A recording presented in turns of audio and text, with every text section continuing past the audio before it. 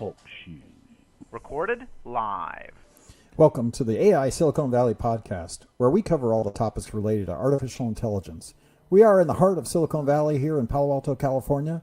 This is podcast number 8. My name is Eric Nielsen, and with me today I have my co-host Rajesh Kadam. Today is Tuesday, December 10th, 2024. How's it going? Good. Very good, Eric. Is Very it? good. Yeah, Yeah, good. I'm fantastic. Yeah. How are you doing? It's great. It was a nice day today. It was a beautiful sunny day. We're going to have some rain later in the week in Silicon Valley here, but for right now it's beautiful weather. We just lovely. couldn't ask for nice sunny sunshine. A little chilly in the morning, but for all of you guys that are all going into winter, we're not there quite yet, but we're coming. Depends on what you're referring to. Yeah. Right. Exactly. So on the show today, we're going to have a great show with you because, AWS reInvent happened last week, and we're going to talk a little bit about, all the AI announcements that are happening. Andy Jassy was at the show this year for the first time, so we'll talk a little bit about that and what they announced in their keynote and the AI frameworks that they're moving forward with and some of the silicon they're going to go forward with. Right. So going to talk about that. That should be fun. And then also we're going to get into new media with AI because OpenAI announced a new model as well that another Sora. media type. We'll talk a little bit about that. Yeah. And then we'll just have some fun with AI in general. So it should be a good show. So let's get started. So in the news, what's been happening? Yeah. So I think it's really been a packed week, right? So we have had AWS reInvent. So we'll do a kind of a little bit of a deep dive into the announcements there. But just yesterday, OpenAI announced ChatGPT, Sora, the video generation model, right? And some of the demos look amazing, right? Things that people have been able to create, at least that they've put up. I tried using the model, but it was timing out again and again. Yeah, I'm sure they're going to have a lot of server overload, with that announcement. But, yes, exactly. But that's an exciting feature, and hopefully it's not going to kill a bunch of startups with that new innovation. Yeah, I can imagine. I don't think so. I think it's just. It is one of these things where Apple, back in the days in the phones, would somebody make some good invention, and then Apple would just integrate it into the iPhone, and right. That happened many times. And right. You're looking at AI, I think that's going to be the case. There's some startups that were working on video generation, and right. The big guys come in and join the fray, and everybody else. Yeah. I think really everybody has to, kind of make sure that anybody who's operating in sort of the middleware or even in the application layer has to make sure that whatever they build is not being sort of worked on in a foundational model, one of the foundational model companies, right? Yeah. So that's something you have to generally worry about. But this is kind of a pretty cool development. Yeah. Nice. Well, it's moving fast. Everything's moving fast. We heard that Pat Gelsinger resigned from Intel last week as well, right? I think on Friday of last week, right. He announced that he resigned or retired, and I love the guy. Worked for him for multiple years at VMware. Knew him, and he's a great guy. But what's happening is things are moving so fast, right? That if you get behind the curve, like GPU, right? NVIDIA got ahead of them, and the next thing you know, you're behind the curve in technology, and the next thing you know, you could be out of business or you're suffering, and that's what's happening for them. They're obviously trying to integrate into the fab business, and AI and fab is also a big deal now, right? AI chips are going to be where it's at. Application-specific AI chips for power management, that kind of stuff. So, but I think Intel just got behind the game when it comes to CPUs and relying too much on their bread and butter. Innovator's dilemma, where if you wait too long because you're protecting your current market, you lose out. You lose out. And again, I think maybe they lost it on the mobile revolution as well, perhaps, right? There were a couple of missteps, right? It's not just one. It usually takes multiple for something to die, right? And, and they're struggling. And I think Pat maybe made, heavy investments in the fab business, and it got ahead of his skis, as they say. You get too far out in front of your skis, and your skis dig in, and you do a somersault over the top of them. Right. That's that analogy. And I think that in this case, I think he was doing really good work. I think that was a long-term 40-year strategy, to invest billions of dollars in fabs, for application-specific chips and workloads. So he saw the vision, but it's just But so a then, lot of billions of dollars you have to do in order to implement that strategy. Right, but so I mean, Intel got a bunch of money even recently, I think, from Sure, the that fund that the government created Well, for and funding what I fabs. also heard was that some of that fund was frozen, right? Uh-huh. And so some analysis that I heard yesterday was that if the government hadn't frozen that money, Pat would have been fine. I right? see. But some of that stuff got locked up in Congress and appropriations, and I think that put them in a cash constrained space as well. And so then they tried to spin off the fab business and do Right.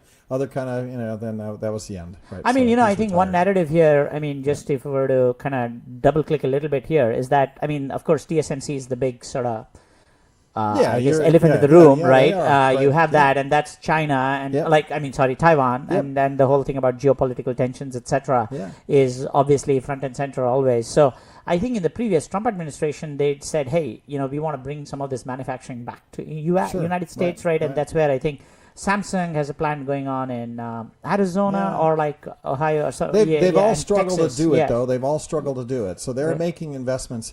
And it was actually Biden who signed the big deal. Uh-huh. Like Trump was talking about tariffs and that, but it was actually Biden that did the American Recovery Act or some act that then gave the chip companies billions of dollars. 50 billion, I think, was 50 what billion. the But then the CHIPS as Act. Biden this last year got less powerful because he got less himself, Right. then I think appropriations started to slow down, and then there's politics, and Right. and now he's lost the election, and now we got Trump back, and I don't know where Trump stood on the investing in local chips. I don't know on that. But on that spectrum. Yeah. anyway, what for me, what happened is AI ate them. Right? Yes, Like that's true. The GPU is where Right. the game is, Right. right? And if you're behind in the GPU market, you're behind in the chip market. That's true. That's right. true. And to be fair, honestly, even some of the most sort of prescient investors were behind on this, like on this whole thing about GPUs being used for AI, or like what happened with AI. Like,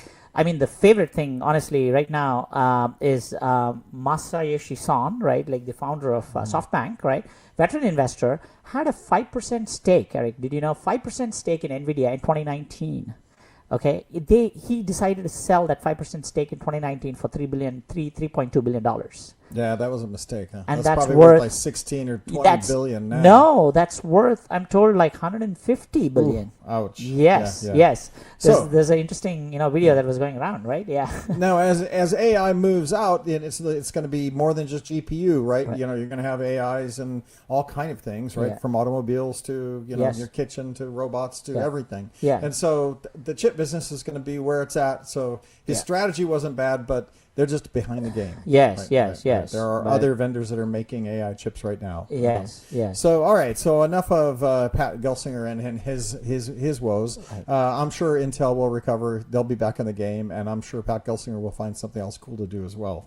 So like that. Anything else in the news? We talked about OpenAI and the new model for video production. Yes. Pat Gelsinger, that AWS. Obviously, we can Yes. talk about the announcements that happened last week with AWS. I think that's probably Where the we next should- one we yeah, should we sort of dive into. I think dive into. So for me, the big thing for me was that Andy Jassy was kind of the guy that drove for the last 5 years AWS's growth, right? Right. And then he got promoted as up into the CEO position, right?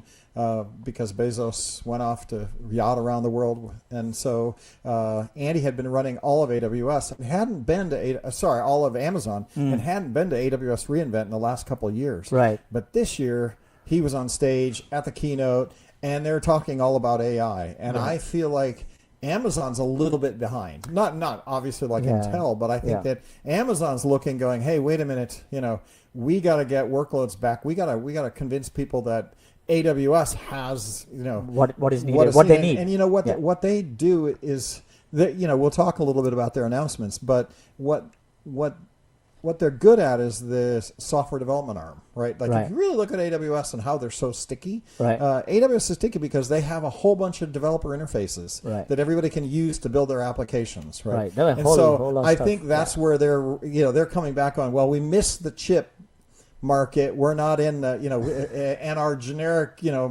big data centers don't, Right. we don't have a GPU edge. We're super expensive there. Right. And they did announce some chips that they're working on. But Yeah. I think their bigger thing is they got to get back in front of the developer, because if people start using OpenAI, and you can run your workload on AWS, but really yes. if they don't have it, if they don't have them using their AI LLM models, sort of infra, that's right, if you will. then they're right. not sticky. And Yeah. the minute somebody has a lower cost solution, your customers go, whoop, buy. Right. And so I think Right.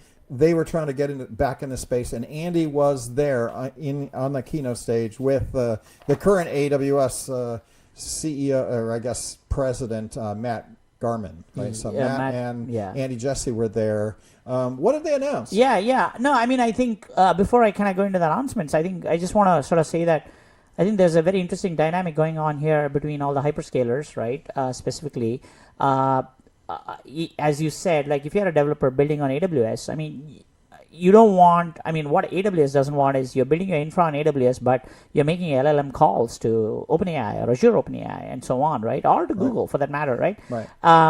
So like a full-scale LLM solution / approach, I think is very necessary. And what I've known and my understanding is just with AWS infra right now is that it's very fragmented, right? Like you have Bedrock, you have Tanium, you have SageMaker, and so on and so forth. And some of it's kind of more quote unquote legacy than others, but it's really kind of hard to deploy and run, right? Like, I mean, nothing compared to what OpenAI does, for example, right? Right. OpenAI is like, I mean, there was an article. Well, isn't that symptomatic of being second in the game, right? Like where you're rushing to get things done, Right. and you don't do an elegant solution because you're just trying to get things in market because you're behind. Yeah, I mean, I think I'm not going to be the expert here on developer the judge on interfaces, that, but right. yeah, but I think overall, I mean, when you look at OpenAI ability to generate an API key, for example, super simple. Like even a non-technical person could that's right. easily, kind of generate a key. So compare that to what I see on Amazon or even on Google, for that matter, I think is a much poorer experience, right? So there's something to be sort of said about, ease of use and flexibility and developer friendliness, right? Right. So that's kind of one part of the matter, right? But really, what you said about they're a little behind in the game is definitely true, right? I think OpenAI and Azure and Microsoft, like because of its partnership with OpenAI, also has been early on in the game, right? And both Google and AWS are trying to sort of catch up.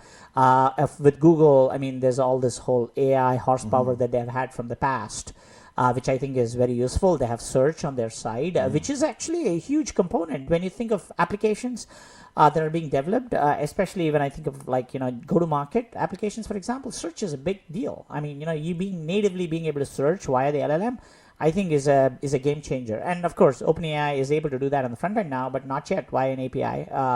The last I checked. So I think there's some capabilities here which where each of these hyperscalers have an edge on versus others.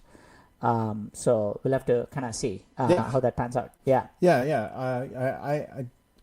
I agree, and I think that Microsoft has an edge because they also have the compiler business, right, and the Windows business that you're developing on. So they not only do they get a start because they're connected with OpenAI, right, but also then they have Windows. They've got Visual Studio, right. They've got that connection, and so just like last week we talked a little bit about browsers, right, and the fact that the browser is the browser wars, and then OpenAI is trying to get a browser, and everybody, because it's a platform play, right? Yes. As this matures, it becomes the classic platform play. Yes. So I think Amazon and AWS is thinking they're a little bit behind on the platform play, right? Because because AI just popped out of the blue, right? And they don't have an edge. They have an edge because they're the big cloud provider. They got servers and racks for Christmas deliveries, and then all of a sudden they had all these servers, and they were the first mover advantage of getting servers and racks for low cost, right? Now, and then they've picked up all their APIs that they've had developers, but this is a new tech, right? That showed up, and they don't have an edge, right? And so they're fighting with their announcements. So one of the things I think they announced was the fact that they do have a chipset that they're working on that will be specific for AI workloads. So they're getting into the chipset business as well, and it's all about power management, so that you can get a competitive edge against NVIDIA and their GPUs, right? Because if you're trying to convince somebody to run your workload on AWS, right, you better be cheaper, right? You better be something, right? And so I think the problem that they've had is they've been more expensive, and it's because GPUs, NVIDIA GPUs are expensive to purchase, and they're expensive to operate from a power perspective and cooling perspective, AC and that. Right. So build your own chip, build an application-specific chip for AI for a particular LLM, right? And now you can save 1/10 the power because it's just super efficient, right? I think they're the whole full stack approach I think sounds pretty interesting and promising actually, right? And I don't know a ton about chips, but I think their announcements around, I think they call it Tanium, right? Like I think that's what it was, and so they were launching Tanium 3, which is a optimized AI chip. That works well with the rest of the stack from a sort of a LLM model perspective, right? So I think a couple of years ago they bought a chip company out of Israel. In 2015, in fact, Annapurna Labs, right? Which they acquired in 2015, and I think they were on stage at reInvent talking about some of these chips. So that's a strategic. So now acquisition. version 3 announced at AWS last week. Right. So alongside those chips, I mean, the big thing was they announced another family of LLM models, right, called Nova. So that's kind of what that's the name for their family of models. And within that family, they have launched a micro model, which they're calling text-only model, which has sort of low latency responses and very low cost, which is kind of ideal for like a chat back and forth applications, right? If you are a provider that's doing, I don't know, like an application, imagine with just like where you upload a bunch of PDFs and you have to search against those PDFs, right? Now that's a chat kind of application, and then Nova micro model will work really well, right? And then you have these multimodal a model, which they're calling Nova Lite, where you can process not only text but image and video as well, right? So that would be another one, and then a bunch of other models, really, right? So a video generation model as well, competing with Sora, in fact, so to speak, right? Sora, of course, is a front-end model, right? But with Amazon Nova Real, you can do the same kind of offering that Sora is giving you today, right? And have it on the back end, right? Yep. I think that's a good sort of development for Amazon, right? And I kind of listened to a little bit of Andy Jassy and what he had to say, and he was still also singing the praises of, we support all the models, we support everything. You don't have to use ours; you can use anybody. So we have GPUs, we have NVIDIA GPUs.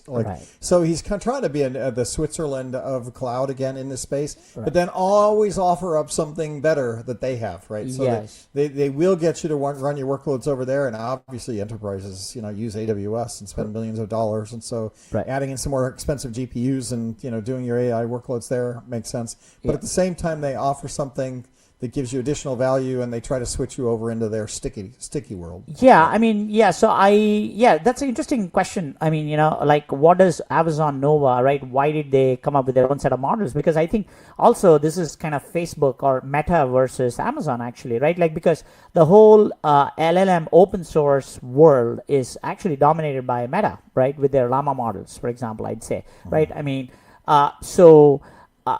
Amazon does offer support. They have a partnership with Hugging Face, and via that partnership, now you can deploy any of these models on Bedrock, any of the open source models, right? But they are not Amazon. So now Amazon coming up with its own set of models that kind of run natively, perhaps on AWS infra, is probably going to be an edge, right? Where they'd be able to say, hey, if you run Nova, right, it's all optimized for you. It's a one-button click or whatever, right? Like, that's easy to deploy and run at a lower cost compared to doing a Llama 3, for example, right? I think is kind of potentially one angle there for AWS. So I agree with you that they're trying to figure out what is going to kind of stick, right? Right. Yeah, they're covering their bases, but then they're also trying to get an edge, right? And then move you into sticky land. Use their chipset, use their save power, and then make models for particular workloads. So they'll be in the game long term. And Amazon AWS is a long term player, right? So they will definitely be there. Yeah. So that was exciting. They came out of the show. I think there was some really great interviews and a lot of people there. I guess it was crowded, right? So people that I talked to said, yeah, it's a show to go to, right? There were, I don't know what the numbers were, 20,000.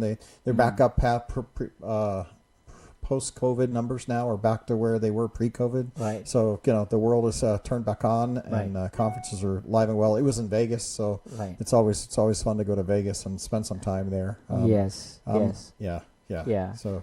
Yeah, no, I think, but definitely, I think that was kind of the highlight for the week, definitely from a larger enterprise, mid-market sort of perspective, right? Certainly, like if you're an enterprise player, you probably have some workloads running on AWS. So yeah, and it's good. There's nothing there. The chipsets are gonna be there. I think there's gonna be chipsets out on the edge too. Like there's gonna be very effective chipsets that are going to be done for all kind of use cases. And I know Broadcom that I work at does that as well. They do chips for AI markets, right? They've got OpenAI. They're doing chipsets for OpenAI. They're doing chipsets for Google. And so I think that, over time, there'll be just AI workloads with custom silicone all over the place, right? Whether it's your Tesla car that's driving around, or whether it's something else. I think it'll be there. I think all these AI chipsets will be there, and the cloud will be somewhere where you'll generate the models, but then deliver your models to different places. Right. And in fact, I think talking about custom sort of, I think AI optimized chips. I think Grok, when they did their first demo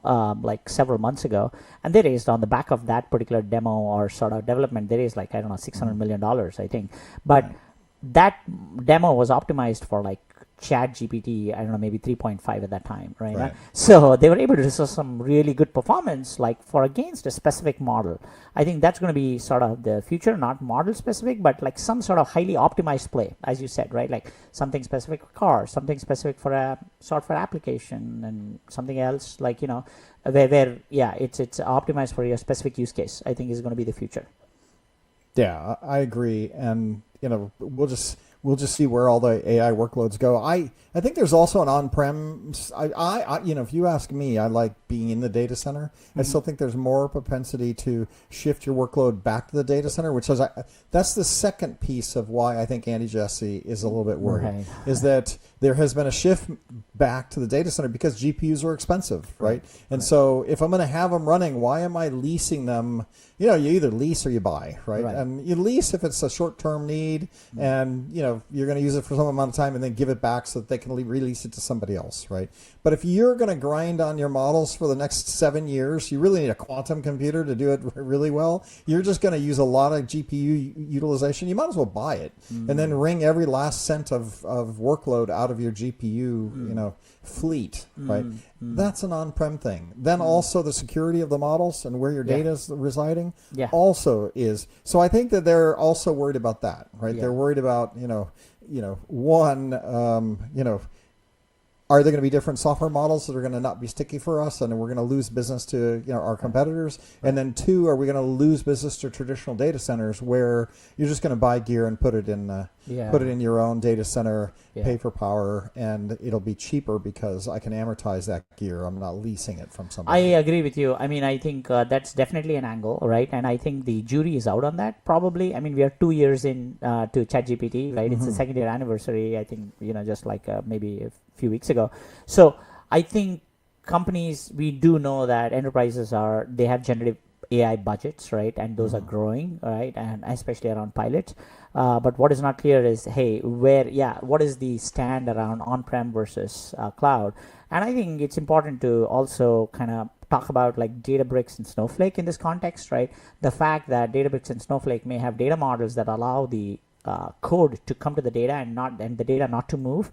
I think is a big one from an AI standpoint, because the whole question is, hey, if you're going to use my data, you're going to train your models and so on and so forth. So some of these, I think one question that will eventually get answered in a very specific way is, hey, if you use my data, make sure that the model you train on is not given to anybody else. Like that model is specific to me as a customer, right? I think is something that if you're serving an enterprise, you may have to offer sooner or later. Then the line between on-prem versus cloud kind of gets blurred a little bit. And then I also think, one in the data center, but also then developer, and they ask Andy, Jesse, are you gonna focus on the developer? And he goes, yeah, 100%. We don't want to lose the developer. We're gonna double down on making sure the developer is happy. And I think to some degree AI, the AI models might come down to where you're comfortable doing your development, right? Like absolutely. If you're a Microsoft shop and you're using Visual Studio and they have AI built into it, you're probably just going to use that, right? And they give you data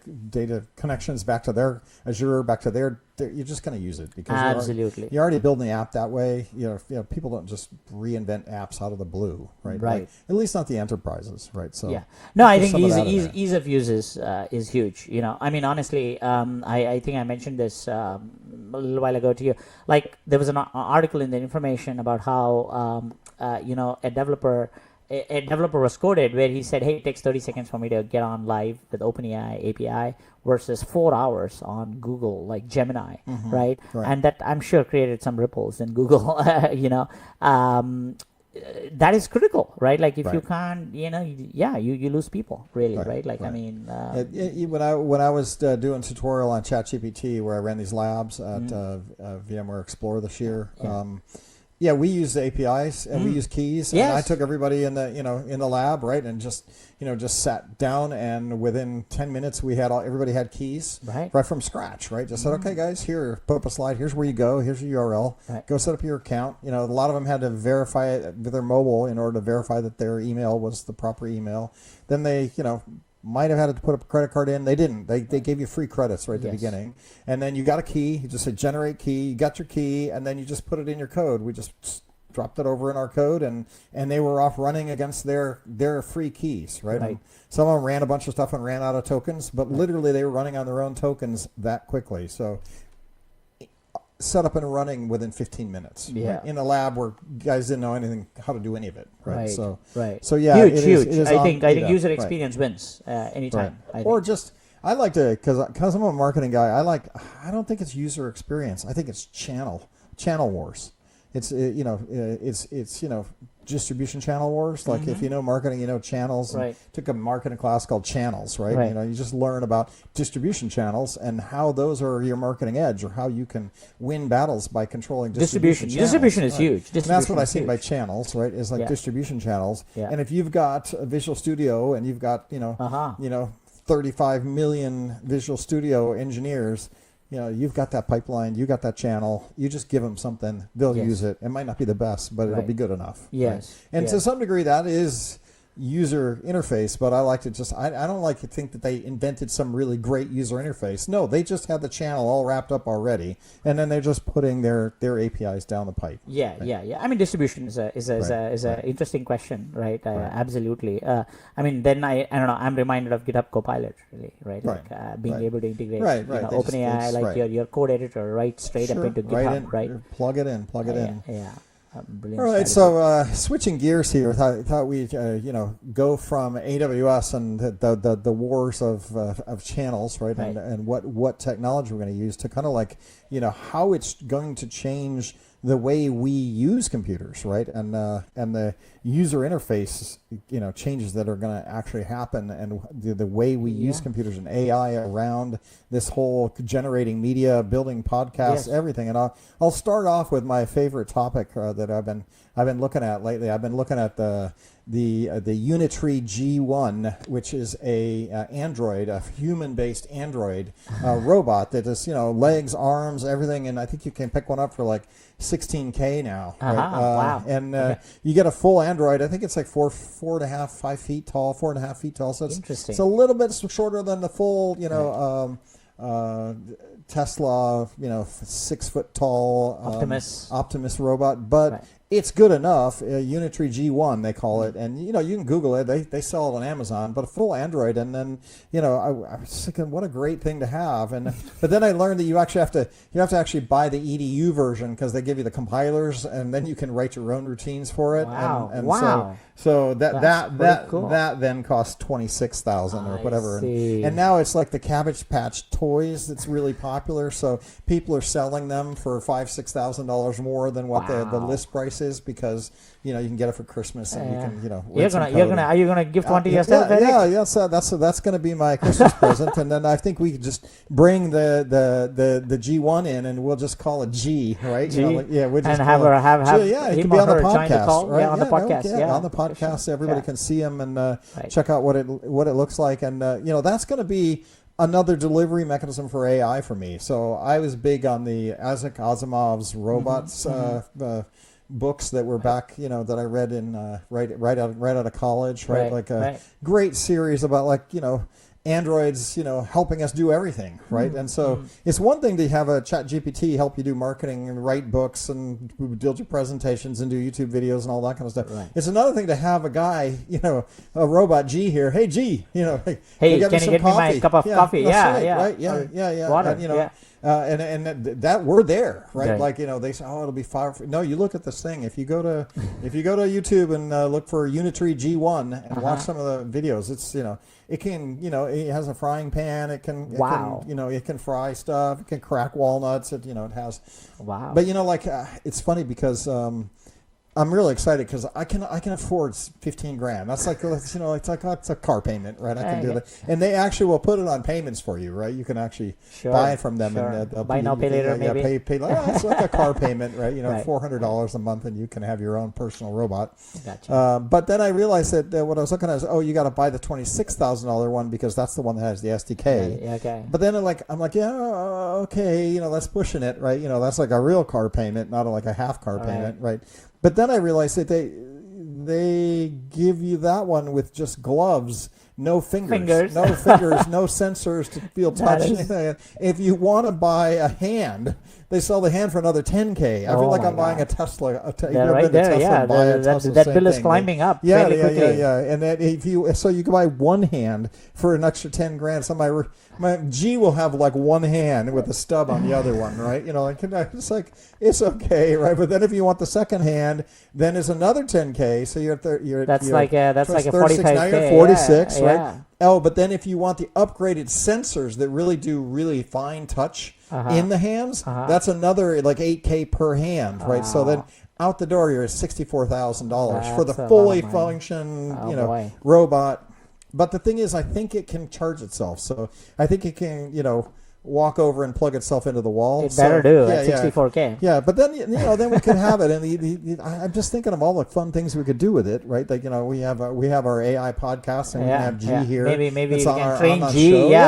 We do something with the SDK. They have a 5-watt speaker on it, so that it'll talk to you. It'll really. Yeah, it has a voice. It has voice, and it has Right. I haven't checked to see if it has wake word where you can say, "Hey G," or whatever that is, and then it'll answer like an Alexa. I think I gotta imagine it is. If not, I know how to get that built. Programmed. Add that in. I'm think excited about that, and that's just this whole new user interface to AI that's going to be device specific. Whether it's your car, whether it's your local robot, whether it's your lawnmower outside, whatever it is, it's all going to have intelligence and LiDAR.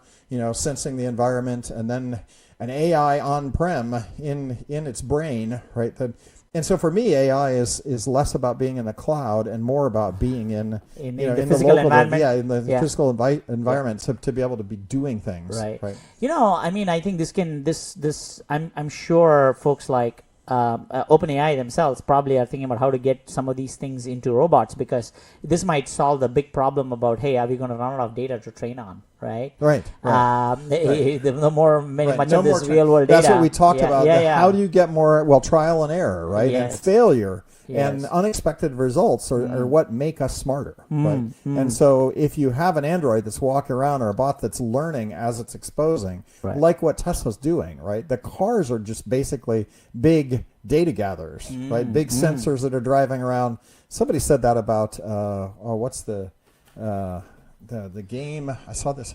There's a game. Hold on a minute. I'll get there. Pokemon Go. Oh, I There's an see. article about Pokemon Go where Pokemon Go is a big data collection. And they're basically mapping the world and mapping everything they want with their little Pokemon stops, right? And everybody's running around with their mobile, getting them huge data sets for AI, which now it starts making sense when everybody's like, yeah, it's all about the data. It's all about your data for your AI. Right. Right. What else is happening in the user interface perspective? Yeah. No. I think. I think this offline online sort of world, robots, I think is interesting for me.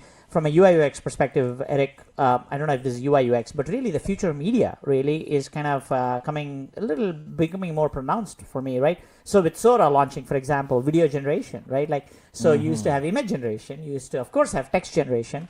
Now, as a marketer, you can go potentially spin up a video. What used to cost 25K, 50K, 5K, whatever, is now boom, right? Like you can generate something on the fly.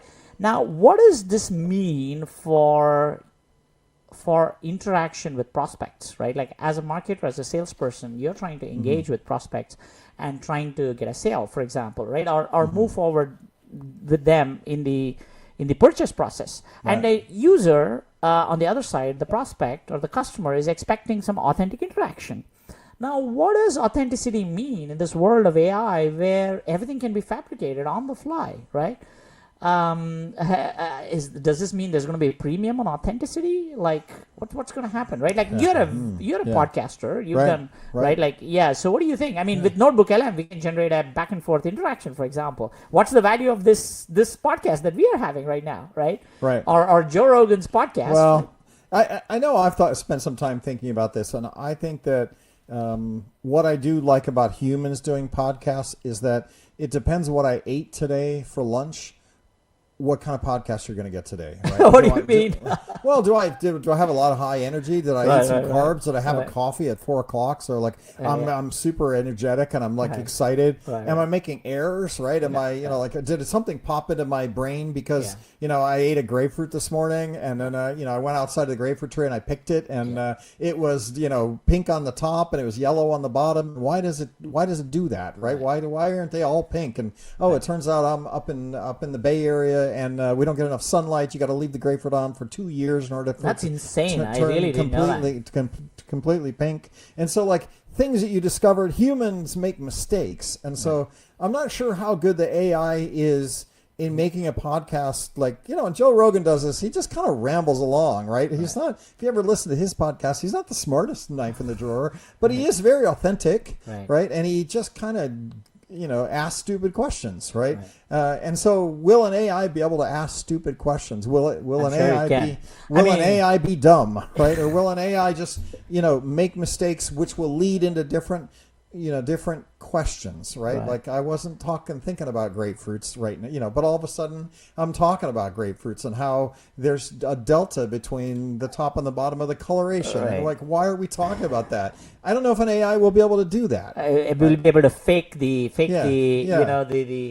don't know. Right. I mean, I know folks, for example, who are trying to do prospect emails, for example, are sending emails to prospects where they intentionally inject a speller in it, right? Like you tell the LLM and you just do it, right? Like easy, right? It can inject a speller easily, right? So, I mean, I think, that shouldn't be too hard. But the question is, I mean, what kind of data is available to the LLM, right? To this point about, grapefruit and the color and so on and so forth. The kind of data that it actually has access now is all sort of, there is metadata around timestamps, etc. But end of the day, there is some context that a human being brings to the table. I think there's a premium in getting to connect with a real human, right? So I think there is a lot of artificially generated content now. Yes, right? absolutely. And certainly if you go onto dating sites, you'll discover there are a lot of bots out there, right? Or, you hear about that, right? Yeah. Like Ashley Madison or whatever, a few years ago got themselves in trouble because most of the people you were talking with over there were bots, right? And I think there's a premium now to get to listen or interact with and become friends with people. So people are listening to us, right? Yes. They're listening to us because we're just real people. They get to connect with us, and if they ever run into us in up at Pete's Coffee in Town and Country, I'm there every morning. They come say hello, right, and chat with you, and have the same exact dialogue we're having now with me later. And so there is something about a podcast that allows people to get to know the human, right? And I'm not sure that if it's a G here and you're talking to G, that you're going to have that same. So there is fallibility, right? Where you don't say the word right? Just like right now, right? Where you don't get the first last name right of the guest. There's just things that you get with a real person that I think will be a premium, right? And I actually want to put on all my content when I blog. I want to just say written by Eric, right? So that you know that this was unique content. It wasn't just scraped from the web. You're not going to see this exact content 5 million other times because 1,700,000 other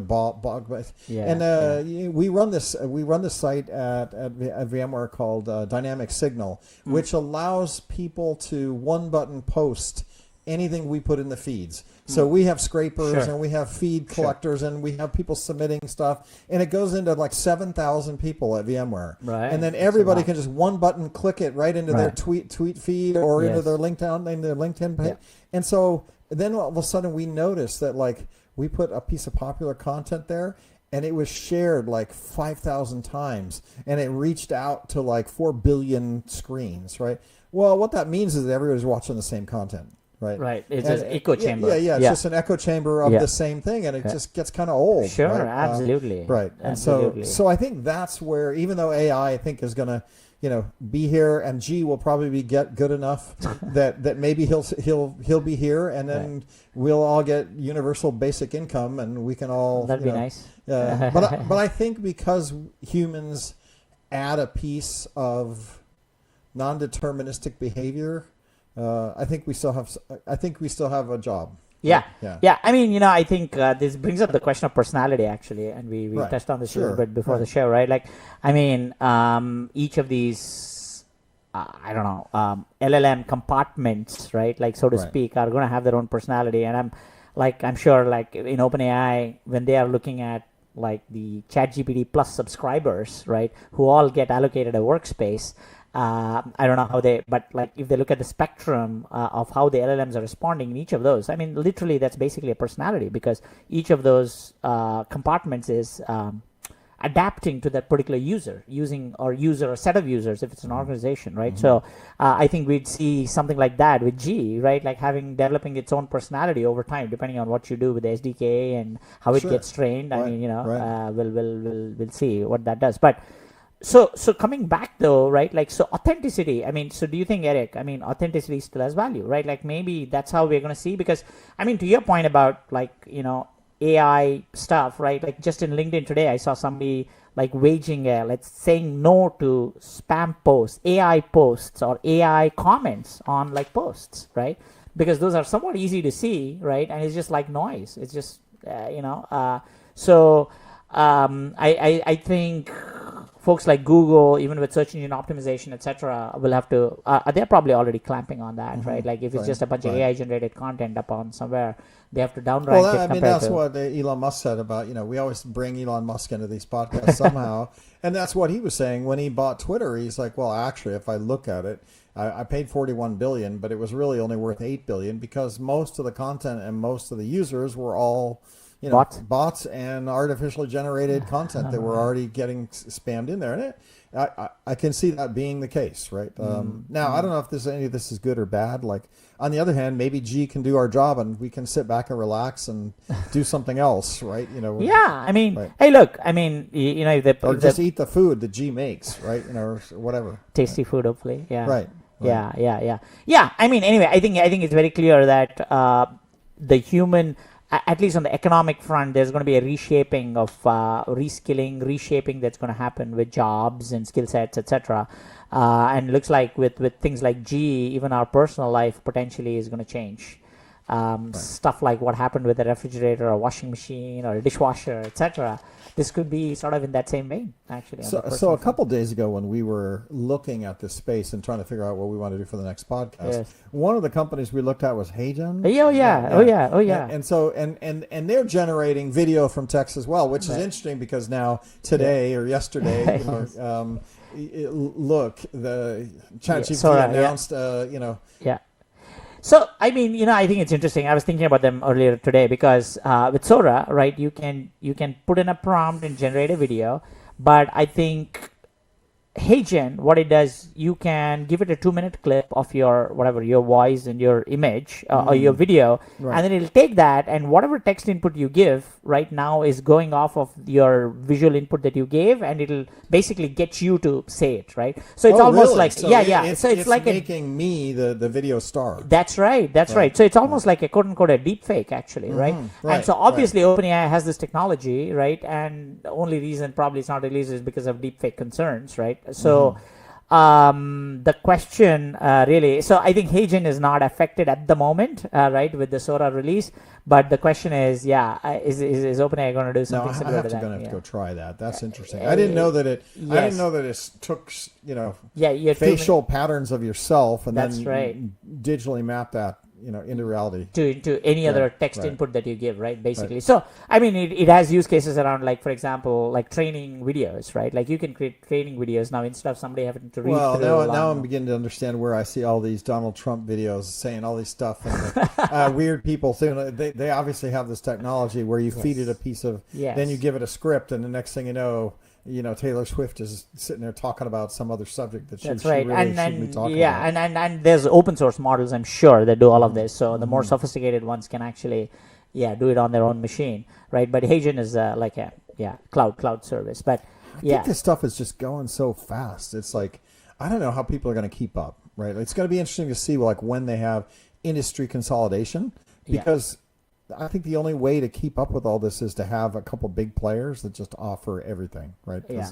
I mean, consolidation is going to happen, but we might be a bit early in the cycle. Seems like sure, because everybody's just building right now. Everybody's building, and folks are trying to either get distribution. Number one, to your point about distribution, like HeyGen is all about distribution, right? Like, so if they already have X million users, which if hundreds of thousands or million users, they are already like, if OpenAI comes up with something tomorrow, they still like have some wiggle room, right? This is something you see with two big players who are early, Copy AI and Jasper, right? Back in the day, like 3-4 years ago. I mean, I think they were early, and they have like millions of users. They are able to kind of make things work, even despite ChatGPT being free, etc. So anyway, I mean, just about distribution and early, being early. I think there's some advantages to that. So we'll have to see how things evolve. Where is OpenAI based? Are they up in San Francisco? Yeah, they are. Yeah, somebody asked me that yesterday. Like, where are these guys? Yeah, they are based in San Francisco. Mistral, or the open source guys, they are out of France, Paris, I believe, right? And then not sure about. I don't know where Google builds their stuff. Probably down here across the street. Yeah, right? inshore. In Sure. Now, somebody asked me whether New York was going to, have an AI presence, right? Because, the NYSC with John Furrier, will always mention him. Great shout out to him and his podcast. They focus on AI, and NYSC is trying to get into the AI business where they're, creating markets for IPOs around AIs. And I was just wondering, like, is New York, where is New York in this? And then I was like, well, where is everybody, right? And I think that they're still here in Silicon Valley. Right? Yeah, I'm not sure of the AI scene in New York. I'm not super familiar with that. There's little guys. There's a bunch of little guys doing stuff, and they have financing, right? So of course. they have financing. But if you look at the big guys, they're still here. Yeah. San Francisco definitely is the AI hub. One of the VCs was talking to me yesterday about it and asking what I thought about AI. AI here in the up at Sand Hill Road, right? Which is not too far away. It's in Palo Alto, right? And then what's happening in New York, right? And what's happening with Furrier over there. So interesting times. So that's an offside comment. Didn't mean to derail you too much, but I meant to ask that because it's good. Yeah, I mean, I am not super close to the AI New York tech scene. I mean, we do know that over the last 5, 7, 10 years, the startup scene in New York has picked up a fair bit, for sure. So the other thing I noticed, not to change gears too much, but I'm just trying to keep the podcast real a little bit. Yeah, Google seems to be making a lot of noise last week, and I don't know what it is. They just seem to be, maybe putting ads out, trying to get more penetration in the user space, talking about their AI models. Yeah. Did you see anything on Google last week? I don't. Well, I saw one article about how Sundar Pichai is saying, AI, the speed of development of AI is finally slowing down. That is what I read about, or heard, and so on, right? Like, and so I don't know. I think I saw some ads on Gemini or something where they're just trying to get you to buy. That is true. That is true. But, I'm seeing in my own running more ad campaigns. I'm seeing in my own instance about like they're trying to. In my G Suite, for example, they were earlier asking me to pay. And now maybe I can just get in even without a credit card or something like that. So they're trying to probably lower the barriers of entry, right? Right, channel. It's all about channel, isn't it? Yeah. Right. I mean, they have huge distribution, right? Like, I mean, right. It's insane, like, distribution, right? They have to just make sure that, they don't lose share too quickly to Perplexity, likes of Perplexity and OpenAI, right? Like, I mean, that's kind of, that is happening already, right? And we have spoken about this in our previous podcast. So, because we're coming up near the top of the hour, I want to talk a little bit about a couple innovations that I see might happen, and it's kind of sad, but one of the things that we did a few years ago, 2019, 2018, right before the pandemic, is that we had these things called beams, which were like a tall like robot thing on wheels that would drive around, and you could beam in. If you had a laptop, they had a client, and you could beam into the robot and then drive it around with your mouse, right? And so we had them at conferences, and we'd let people beam in to the conference and drive around. I think it was on Big Bang Theory at some point, Was it? Okay, I love that show. The nerdy tall guy, I forget his name, Parsons. That character that I know what you're talking he about. He had a robot that was his buddy, I right? see. And that was the Beam company, and it was based in Palo Alto. They have since gone out of business or they were bought. But the thing about them is that they were displaced. The robot was displaced. Do you know what displaced their business? Zoom. What? Because all of a sudden, instead of needing to beam into a robot and drive around to somebody's office and say, "Hey, how you doing? I'm here. I want to say hello," whatever. We just all jumped on Zoom, and now all of a sudden, nobody was in the office anymore, and the Zooms were good enough, right? You didn't need to drive around and look at stuff, right? And so when I look at G and the robots, right, like it's a cool thing, but maybe that's not where it's going to go. Maybe it's just going to be, AI workers, right? You'll just have a computer-based AI worker that does 99% of what you need to do, and you don't need a G here to keep you company. I mean, I think hardware is a notoriously difficult business, obviously, right? And I mean, anything you build with hardware, that just has so much more friction than software. But I think the AI workers, I'm super excited about that particular theme, of course, right, from a software standpoint. And the question, Eric, is if I have to turn on my dishwasher or load up the dishwasher, right, like an AI worker, software basically, right? G will be good at that. G will be good at that, right? Like that'd be great. Clean my toilet, make my bed, fold my laundry, a lot of stuff. Yes. I'll put a wig on it, and it'll be great. Right? I'll run around and do my house chores. Right. But no, I think I'm super excited about like AI workers in general with software because I think that is definitely a trend. Like I think even the investors, VCs are sort of laying out, right? I mean, it's a $10 trillion market, right? Like when you think of services, right? So the whole notion of software as a service, SaaS, is morphing into services software, right? It's just kind of a really interesting play on words, but what is going to happen here is, people are going to try to replicate, and including folks like PipeIQ, right? Like, I mean, we are in the business of creating AI workers, which just means that you take one persona, right, and try to see how much of it can be automated. And I mean, automation is not new, but LLMs are new, and the capabilities offered by LLMs now just basically there's a step function increase in what you can do in terms of automation, right? So I think that's the wave we're going to see over the next 5, 7, 10 years. And then I get back to channel management, like how do I consume these things, right? Kind of like Office came out with PowerPoint and Word, and it gave me a nice set that I could do a certain amount of functionality in a set. Right. So I can see where channel management, where somebody that puts a set of these things together in a consumable, easy to use way for my work. Absolutely. Right? Yeah, this absolutely. is where I mean, want I something mean, like we have that, been. right? I just this morning I was having a discussion with some of my team folks, team members, about like what does that interface look like for AI workers, right? Like something that I can deploy on the fly. Just check a box, boom, add a AI SDR, add an AI account executive, add a recruiter. And then, hey, there's one more box that says create your own. Click on that, and boom, it takes you through some sort of a workflow where you create a new worker, right? Whatever that is, depending on your needs, right? So I think that's coming. That comes back to ChatGPT, well, what you were talking about before with HeyGen, where you can say, okay, and I want my worker to look like me, right? So like here, I'll give you some video of me. Go make me answer this telephone call, right? Or you know, like, hey, it's Eric. How's it going? What are you? You interact with me, and I don't even know that I was not interacting with Eric. Well, that I don't know. I mean, I certainly hope there's going to be regulation, and there will be. I'm quite sure, right, where there's disclosure involved, right? Like, so I think that's going to be a key part of this whole thing, right? Like, because of just like, I mean, we're talking about deepfakes. Who is the new czar of? Oh my God! Yes, we forgot to talk about that. Yeah, technology czar. So yeah, David Sachs. He is the general partner, like the head of Kraft Ventures. He was the COO of PayPal. So he's Elon Musk. He's a buddy of Elon Musk, actually, PayPal mafia, right? So I'm not surprised that he got in on that seat. And I'm told that Mark Andreessen is actively involved in recruiting for some of these key roles in the government.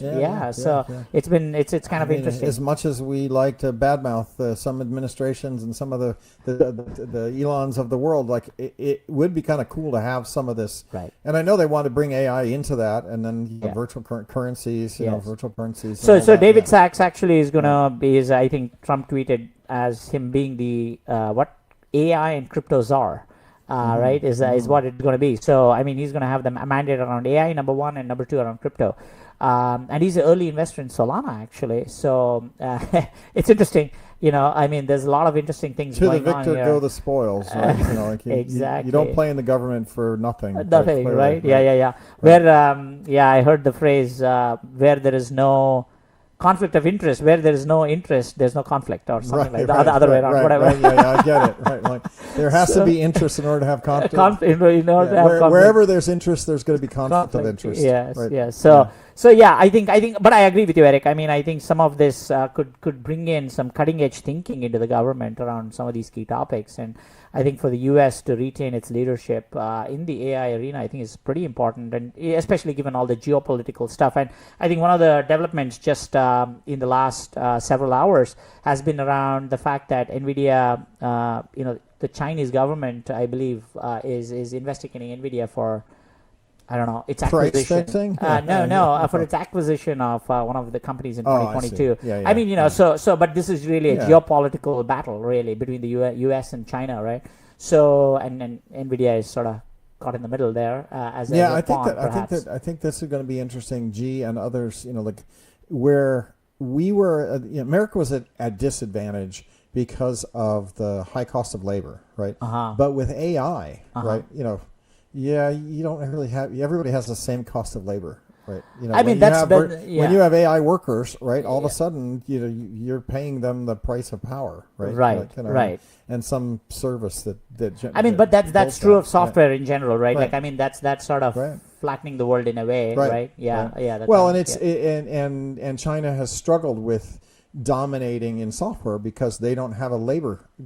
How they get ahead of us is that they just have a lower cost labor pool, right. And that's what they do. They use lower cost labor. They use lower cost facilities. They invest in factories. It's just cheaper, right? And if you've been over there and you buy stuff for like 89 cents that would cost like $75 here, and you're like, wait, this is a whole different currency and economy, right? It's just apples and grapefruits. You're not talking the same thing. Yes. So it'll be interesting to see, like, now that you have AI workers and you have, a lower cost, capabilities, and it's all software. Yes. Yeah. Yeah, no, I mean, it's going to be interesting. The next Right, several years is right. going to be interesting, and I'm personally super excited about it, right, as the founder of PipeIQ. Just thinking about, hey, these AI workers, and what does that look like, and what does the interface look like? What is the interface for AI agents, really? I mean, is it a chat interface? Is it a point and click? Is it a hybrid? How is this going to happen, right? And this is all just in the software layer, right? We are not even talking about, like, your G. And the only like reason the I robot. haven't ordered my G yet is I have to make sure that when I buy the cheap G, that if I put another $10,000 down, I can get another hand that I can. That's what I read on their website. I think you can buy these tiered ones, but I don't know if you can actually upgrade. But they do have parts. They do have the hands and feet. They have.